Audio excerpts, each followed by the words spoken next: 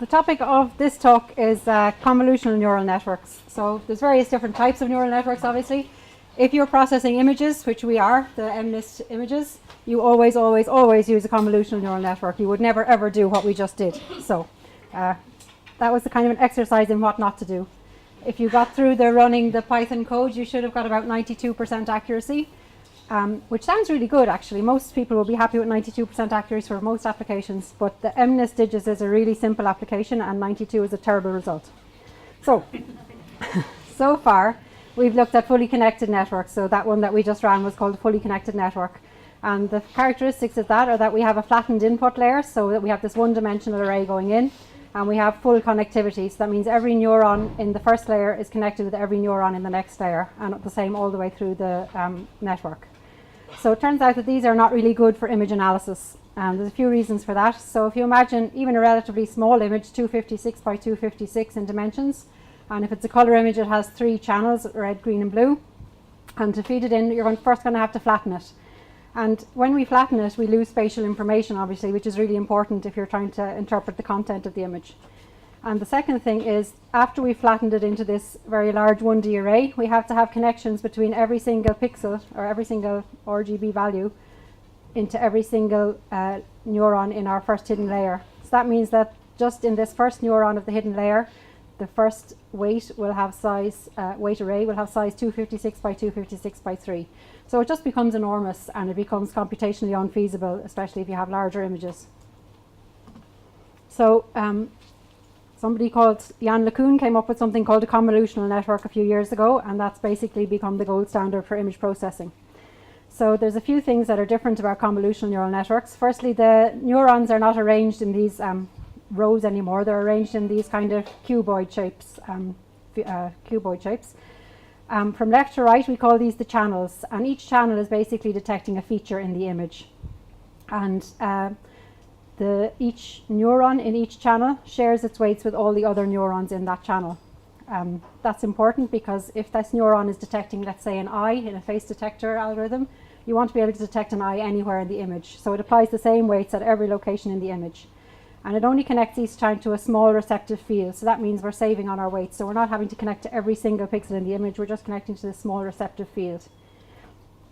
And basically you can consider it, all of these neurons in channel 1, you can consider them as, if you like, one neuron that's moving around the image. And I have an animation to show that. So just bear in mind that usually in convolutional networks, these cuboid blocks are used to imply the output after we apply the weights to the data. So rather than just the weights themselves. So this is a little animation. Here you see this 3x3 patch, that's our receptive field. And the little red numbers down here are the weights, and the other numbers are the input data. And what we're doing here is matrix convolution. And that's just, if you don't know what it is, it's basically just multiplying 1 by 1 plus 1 by 0 plus 1 by 1 and so on all the way through. And if you continue through with that on this little yellow patch, you get 4 out. And all of the different neurons in this first channel, you can share the weights. So the weights basically just move across the image and spit out some output. And you can see that the output is smaller than the input image, which could be problematic, but we'll come to that in a minute, solutions for that in a minute. So basically that's what convolution looks like in a sort of a 2-dimensional example. And it turns out if you have lots of layers, so I should mention also that this, bear in mind that this blue block is just the first hidden layer. So in these convolutional neural networks, you have lots of these blocks following on after each other for different layers. And it turns out that the early layers in these convolutional images are learning very coarse features, like just edges, as you see here. And this is an example from a face detection application. You see that sort of in the middle layers, they're learning more complex arrangements of edges. So these edges kind of representing eyes and noses and mouths. And then later on, towards the very final layers in the image, they're learning to recognize actual whole faces. So it's kind of, you're learning coarse features and learning how to put them together to make what it is you're trying to find. A few bits of terminology, just things that come up in the tutorial or that might come up for you. This little 3x3 yellow thing is sometimes called the patch or the filter or the kernel, so just beware of the terminology. 3x3, 5x5, 7x7, you see different sizes. 3x3 is pretty typical. You could do an even number, but it wouldn't be symmetrical, so people don't. The stride is used to say how many steps across you're going to go or how many steps down you're going to go. So in our example, we just move our yellow box one step across and one step down in each step. And that's pretty typical, but you can have other strides. Padding is important. So when you write TensorFlow code or code in other libraries, you use this term padding is valid. And if you use valid padding, it means that your input, which is shown in blue here, and your output are different sizes. So your output, as we said, will be smaller. If you use padding equals same, that means that you want your output from your convolution to be the same size as your input image. And all that the algorithm does for you there is it just pads the edges of your image with zeros. So depending on your filter size and your stride size, it just says how many zeros it needs to have. But in this case, just one layer of zeros, and then the output size turns out the same as the input size. And that's kind of desirable. If you imagine that you're going to do lots of layers and you're shrinking your image size every time you go through the layers, you quickly deteriorate it away to nothing. So you don't really want to do that usually. This next tutorial, we're going to build a convolutional neural network, as I said. It is a convolutional neural network, but towards the end we also add some fully connected layers. And we have some other kinds of layers as well. So this is just a quick slide about network layer types. So the fully connected one we've seen already. That was the standard one that we had in our last tutorial. And the convolutional layer is the one I've talked about so far here. We also have something that's called a max pool layer. It doesn't matter too much if you follow this or you don't. If you're interested, you can, but it's all coded in there for you, so you don't need to implement it or anything. So max pooling means that you go across your image, and with a certain again, kernel size and a certain stride size, you just take the maximum from each value. So in this case, we're looking at each quadrant of the input, and we're just taking the maximum value to go out. So the maximum in this pink quadrant is 6, the maximum in the green quadrant is 8. There's two reasons why you'd want to do max pooling. One is if you want to decrease your computational burden, so you're making your next layer smaller, basically. You could also do that with using valid padding, of course. But the other more important reason to use max pooling is for some reason called regularization. So neural networks are really prone to overfitting. Overfitting means that your network is too closely coupled with the training data that you've given it. So it's a little bit obsessed with the fine detail of the training data that it has seen, and it doesn't generalize well to other test data, even if the test data looks quite similar to you, or even if it's come from the same source. It might not generalize well if the network is overfitted. So by doing this, we're sort of smoothing things out, if you like, and not concentrating too much on the fine detail of these numbers, but sort of smoothing it out to a kind of a, you can also do an average pool layer, but in this case we're doing a max pool. We also have one other kind of layer in this tutorial, which is called a dropout layer. Dropout is something that we use in fully connected layers, and it basically means that during training, at you select random neurons and you just turn them off during some training steps. So in this case, for example, we've just turned off these 2 neurons. The reason to do that is again for regularization.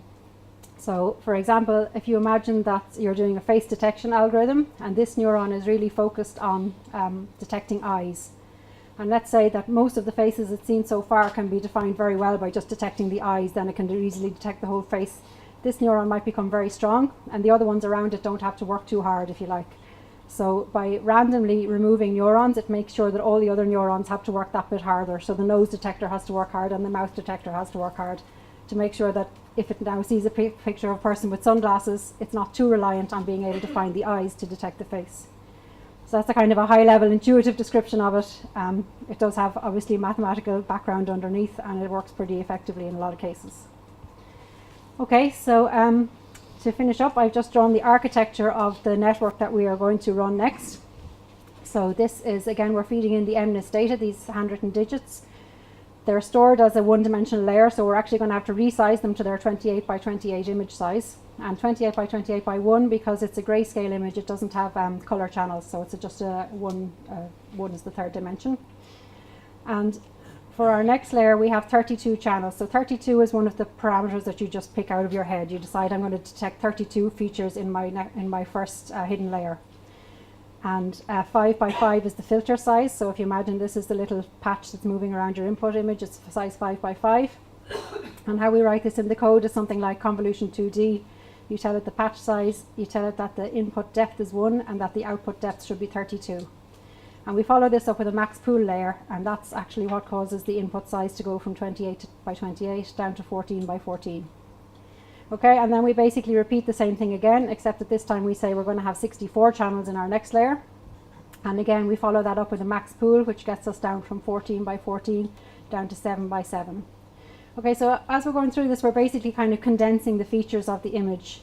And it turns out that if you've condensed the features of the image to a certain extent, then it does actually not too much harm to flatten it out, because at some point we do need to flatten this because our output has to be 10 by 1. So we do have to have a flattened array to work on at the end. So at this point we flatten the data. So we go from 7 by 7 by 64 into a one-dimensional array of 1024. We do a fully connected layer here, and we do a dropout layer here.